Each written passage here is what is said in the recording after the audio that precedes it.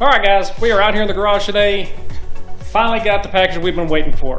Right down here in this box, we've got Sunshine's beadlocks in. We've been waiting a long time for these. Finally got them ordered, everything came in. These are wheels from Whole Shot. They are a beadlock, and they are nice enough to send them to me disassembled and unfinished. So they're raw, which is nice when you're going to paint, to be able to paint everything separate and not have to worry about having to sand the finish off or have to dull things up. It's already pretty much ready to go. Let's clean them up and go. So what we're gonna do is I'm gonna unbox this, make sure I got all the parts I need, make sure everything came into spec of what I ordered, which I'm sure it did. And then what I'm gonna do is I'm gonna get them all set up and take you from the process of start to finish on how I paint these things and the process you need to do if you're gonna end up painting a set of wheels. Not too complicated. It's pretty simple. If you have any kind of knowledge at all of paint. If not, I'll walk you through step by step, but we're gonna get these things taken out, go through them and check them out.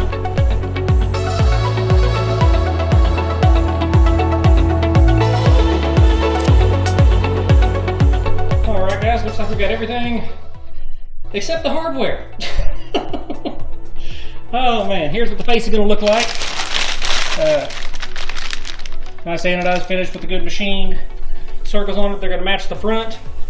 Got the Ripsaw beadlock on it, which is gonna be black. Everything except for the little saw blade going around, that'll be taped off and lead polished. There is the actual front hub unfinished and the rear hub unfinished. So everything's here except for the bolts to put it together. Which isn't real important right now because we're gonna be painting them and have to wait anyway, but I'm gonna need to make a phone call real quick and have them send me the rest of the parts. See if they can get them, to second day air. They're an awesome company, great customer service, so I'm not too concerned about that. So yeah, I'm gonna go make a phone call real quick and we'll catch up with you here in just a second. All right, guys, just got off the phone with Whole Shot, and as expected, they're gonna second day air me all the hardware for the beadlocks and to be able to bolt these things together. But like I said before, that's not really gonna affect what we've gotta do because I've got a lot of painting to do, a lot of prep work to do. So without further ado, we're just gonna jump into it and start getting everything set up. All right, guys, got everything set up here. Kind of a crude little bench set up to be able to set the wheels on. Got the car all plastic up. Right now, Mother Nature's not really cooperating with me right now. And it's storming like crazy outside. We just had a tornado come through here a couple of days ago and wiped out half the city. So it's a little sketchy and I don't trust leaving the car out there. So this will work perfect for what I need. The way I do these, I like to have a little setup bench like this right here. And I like to be able to paint the wheels at an up position rather than laying down flat. It's just easier to get everything, get all the nooks and all the crannies and stuff like that. So, but I'll show you all that here in just a second. So we're gonna start doing now. We gotta scuff down the beadlocks. We need to scuff down the inside shells of the main body of the wheel and get all those prepped and wiped down. And after that, we'll get everything taped up and get ready to paint. All right, guys, what you wanna do is I use a red Scotch-Brite. You can use the greens. The reds are a little more rough than what the green is. So they're not bad. They got a couple little ridges in them. So I just basically want to take this in here and you're just kind of scoring it. Don't really have to put a lot of pressure on it. We're not trying to dig into it. You don't want to have a bunch of scratches. Try to stay in a uniform type pattern as far as going around these. You don't have to get crazy with it. We're not trying to necessarily take material off as we are just trying to knock things down. If there's any kind of little picks or stuff like that, little pieces of dust that are hard on here. There's a couple little mill marks that you can see in the wheel. So just kind of go around, rough them up. You don't have to get too crazy with it. Like I said, we're not trying to necessarily take material off these.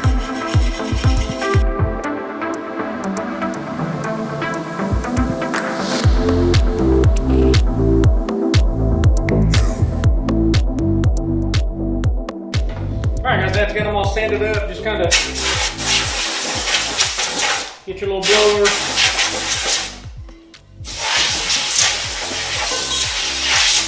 Just kind of blow them off a little bit.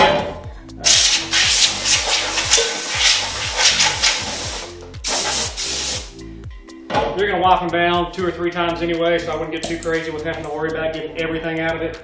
But with that being said, these are pretty much ready to go. As of right now, until we take them all off, I'm going to get these beadlocks because I got to tape an edge off on these because I don't know if I can. If you can see here, this one's already polished, but I want to keep this little section right here polished. So I've got to tape off this little edge here, scuff all this up so it'll get painted, and this will stay the silver polished area. So I'm gonna get this taped off, jump on this, and get it scuffed up and get ready to paint. All right, guys, what I'm gonna do is I like using this fine line, this 3M fine line tape. It's a whole lot easier to manipulate than it is to use the yellow tape that I use or the masking tape. This stuff here kind of bends better with the curves. So I'm gonna get all this taped off here because I'm wanting this to stay. So I'll tape this, I'll run another bead of tape over this, then scuff this, take it all off, and then I'll have to redo it all again, and then be ready to wipe and paint.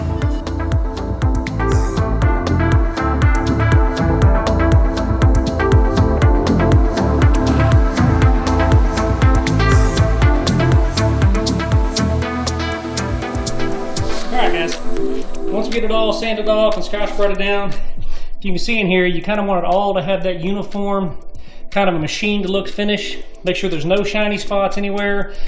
Be sure you really get the edges. This is on any part of the wheel, not just on the bead lock, but even on the main body. You want to all have that nice machined look. Don't be afraid to sand too much on it. Just get that nice even look. Try not to circle it or go cross pattern or stuff like that. Try to get a nice sweep on it, just so if something, for some reason, something does try to show through, it all comes through evenly, which it shouldn't, because your mill should build up enough to be able to cover that up. But just try to get it all even looking, all rough, all machined look.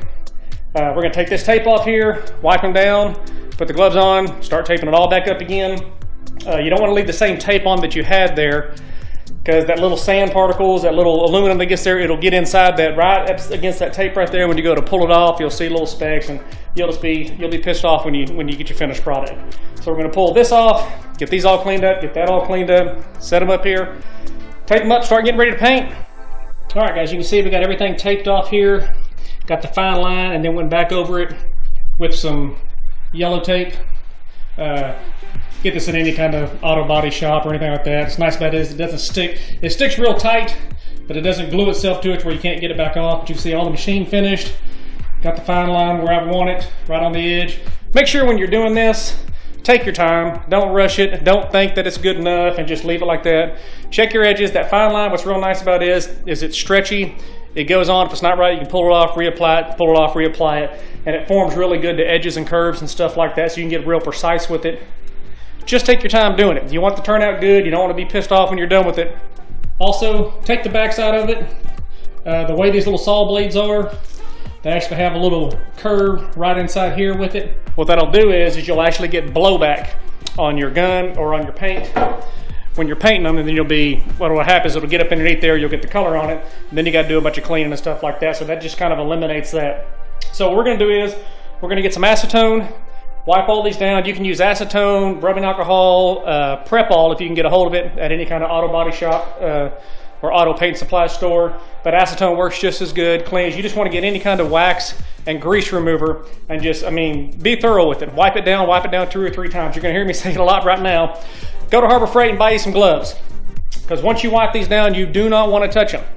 Do not get fingerprints on these. If you get fingerprints on them, wipe them down again. You'll hear me say that a lot on this. That's the worst thing in the world. You'll paint over it, it'll look great.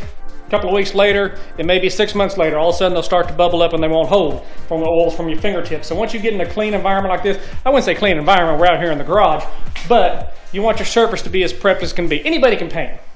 Anybody can paint. Everything that makes the paint job look good is in the prep. It's always in the prep.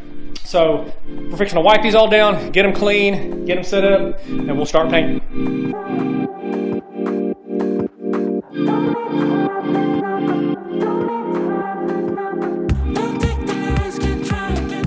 All right, guys, we got them all wiped down.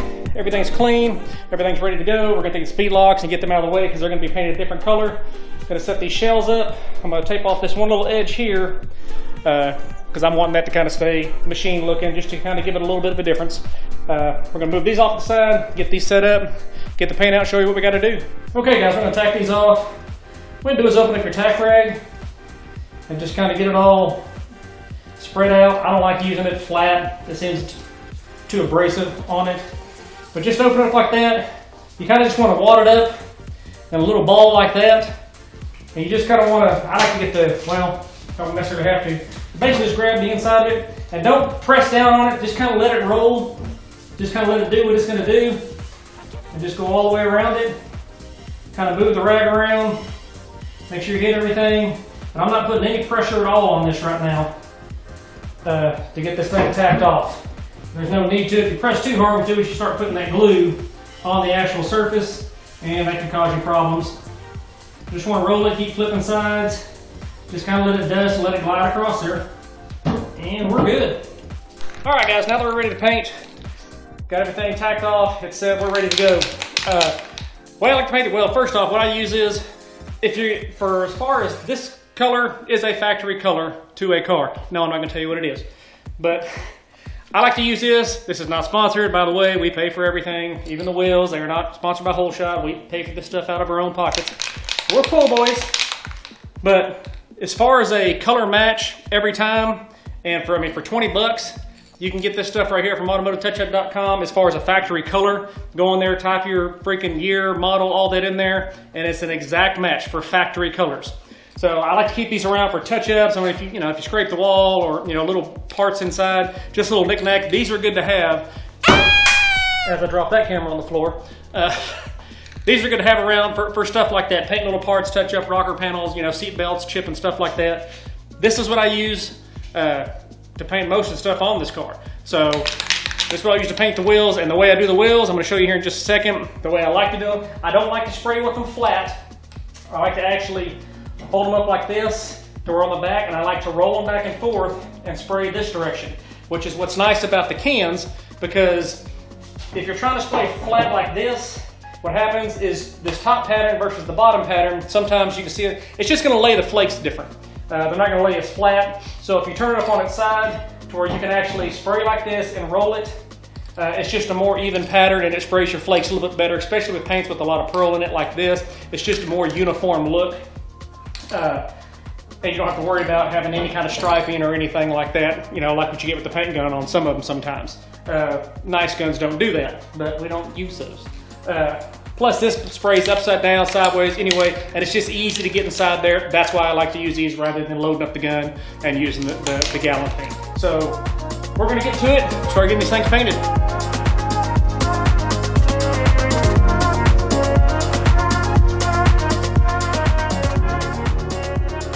Okay guys, that's after 2 coats, really for me.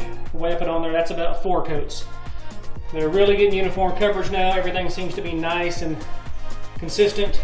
Now what I'll do on this last coat, this last one, I'll go again just kind of like I did the first 2. I'll put it on there pretty heavy, and then what I'll do is I'll kind of stand back and just dust it from a wide angle. Basically what they call, you're spreading the flakes, or you're laying the flakes. That way if there's any kind of inconsistency of a striping or somehow that you keep going one way and you went the other, because flakes will actually stand up one way or the other depending on which way you spray the paint. Just stand back from it, kind of just dust it, almost like you're fogging it, to where they just lay all uniform. There's no pattern to it. It just kind of makes its own consistent laydown. So we're gonna get this last coat on there, spread the flakes, and then we'll be ready to clear.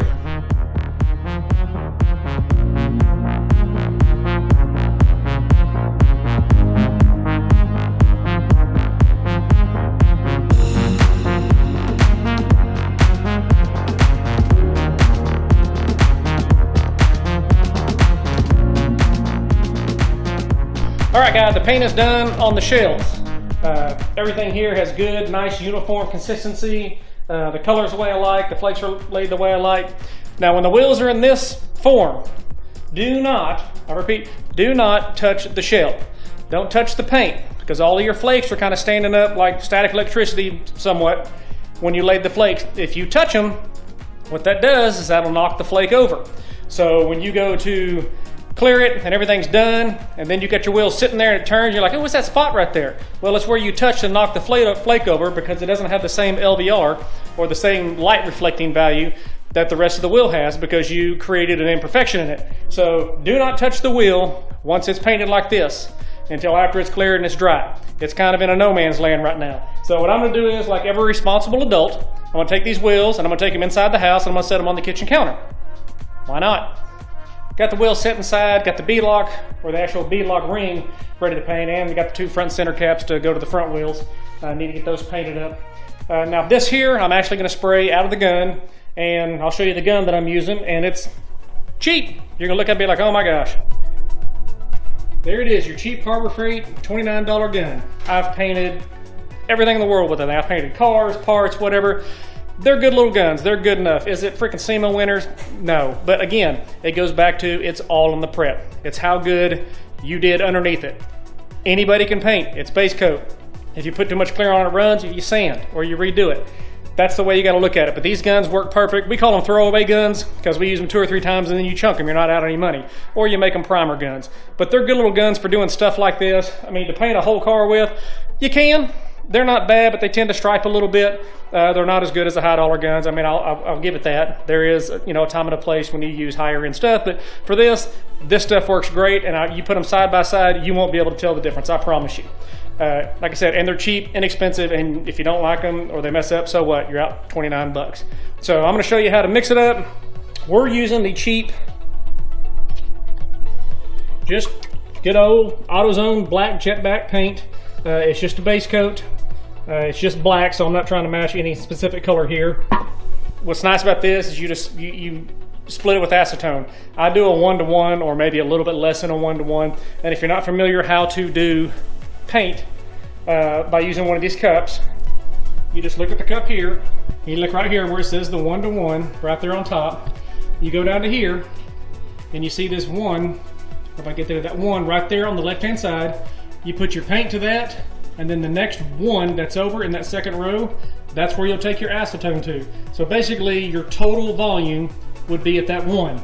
So basically take your paint to the first one, start putting your acetone until it reaches the second one. You're at a 1-to-1. It's the same as a 4-to-1, anything like that. Like the clear we use is a Glamour clear and it's a 4-to-1.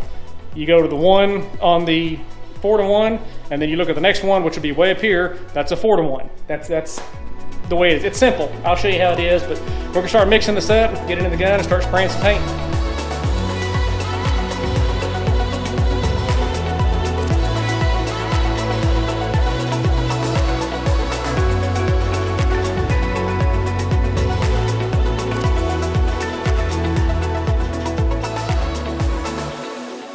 All right, guys, I'm going to show you a little bit on this card here, what I've got going on. This little dial right here is going to do your spread pattern. This is going to be your volume of how much trigger you have as far as how far it pulls back and how much it engages. This is going to be your pattern. If you push it there wide, see how wide that pattern is? You turn it back, starts getting like a little pinpoint, which is more of like what we want to have to be able to paint these little parts like this, because you just got to barely, so you let the air come out, and then you can adjust. You can see how much you want to have spray come out. So we're set to go. We're going to start putting some paint on these.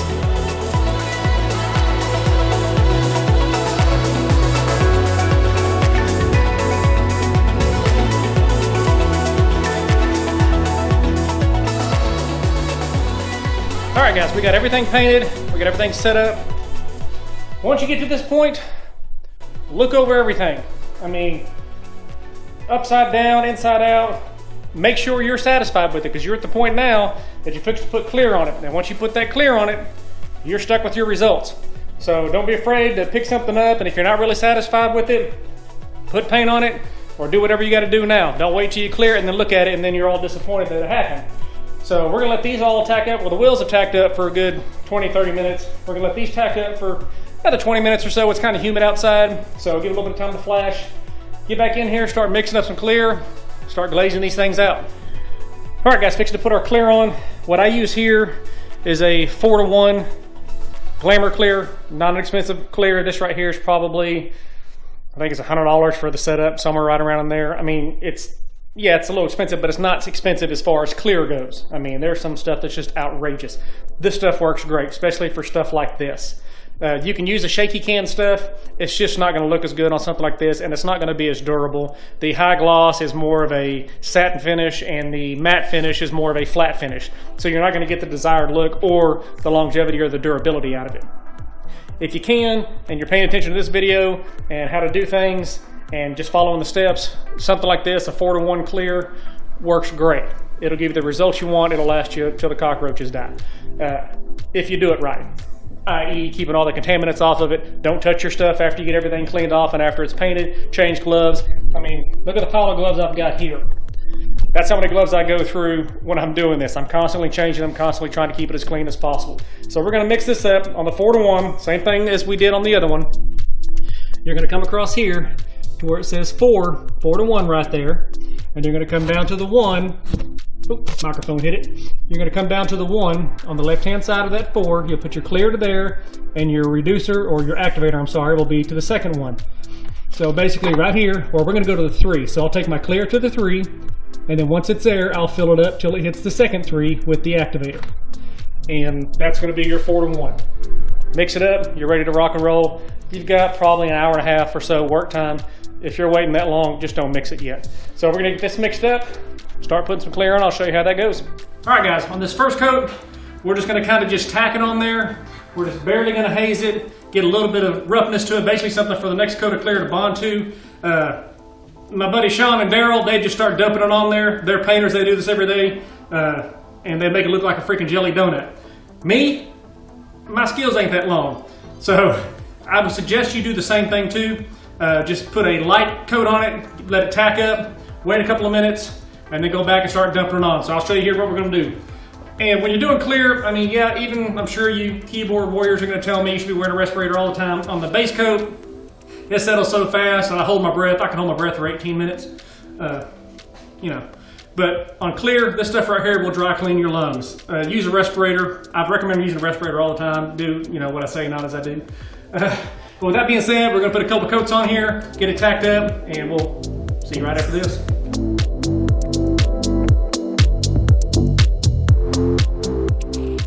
See how light I dusted that on there? Even that little bit of dust that I did will, you know, kind of look ugly. They got a little bit of shine to them. But even as light as I dusted that, it still tried to sign it on me. I still tried to put my name right in it with some runs. It's really humid outside with all the rain. So you just kind of got to be real careful. Usually it's 100 degrees here and it doesn't matter. It dries before it hits the freaking surface. But that's what you want to be careful about, is not to be rushing to put it on. You need to have something to tack to. Plus, I like to turn the wheel over afterwards. If you do have a run, especially on the wheels, if it starts to run and go down, flip the wheel over, kind of let it flow back out. Sometimes that'll pull the run out of it. I got lucky and was able to do that on this. I caught it right as it was starting to sag. Plus, I live right next to the lake, so I've got 6 million bugs in my garage, usually at all times. So this kind of keeps them from landing in it, because I guarantee you, that's the first place they're going to go. As soon as it looks like a glazed donut, boop! Right in the middle of it, and you're screaming and yelling and throwing them out in the yard and smashing them. But hopefully I don't have to do that. So I'm gonna let these tack up for about another 5 minutes or so. Easy way to tell is to come over here and just kind of put your finger on that, and when you're pulling it, it's just kind of just barely tacky, but not actually pulling strings up. You're ready to go again. So we're just about there with this, about another 5 minutes. We're gonna start putting the second coat on. We'll dump this on a little heavier. We'll dump that third coat on real heavy, and then we'll be done. The beadlocks are going to be a little different since they're flat. You can pretty much freaking glaze those right off the bat, because it's just going to run down to the edge and stop. So here we go. Fix to put the final one on here. This one we dump on pretty heavy and just hope that I don't sign my name in it. So I'm going to try to move them pretty fast and get a good little sweep on them. But I really want these things to look like a glazed donut with the done. I have plenty of protection and build up plenty of mils on it, so rock chips and stuff like that don't get it, because we do drive these things all over. So here we go.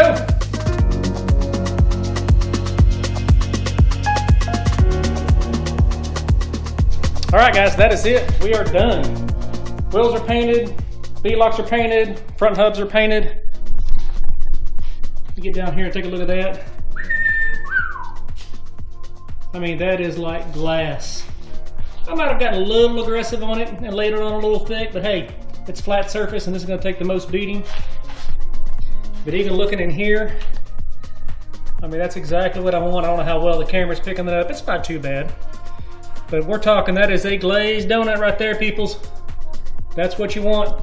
Now, if I can leave them here for a second just to tack up, before I can, again, take them inside and put them on the kitchen table, let them dry, right before a mosquito or a bug flies right in the middle of it to mess it up. I mean, it always happened. It's inevitable. That's going to do it for us, guys. Thanks for watching. Thanks for subscribing. The next video, we'll be putting these things together, putting them on the car, taking the car out and do a little photo shoot with it.